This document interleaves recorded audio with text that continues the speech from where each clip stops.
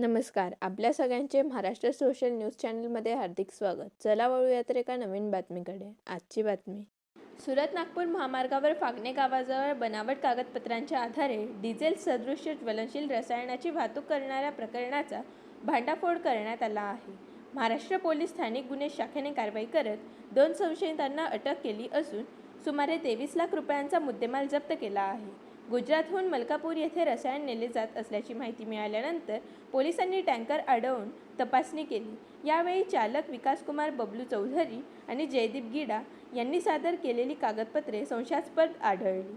पुढील पडताळणीत मलकापूर येथील फर्मच्या नावाने बनावट ई-वे बिल व कर चलन तयार केल्याचे उघड आले. या कारवाईत 10 लाख रुपये किमतीचा टँकर आणि सुमारे 13,86,000 रुपयांचे 30,000 किलोहून अधिक ज्वलनशील रसायन जप्त करण्यात आले असून या प्रकरणी तालुका पोलीस ठाण्यात गुन्हा दाखल करण्यात आला आहे.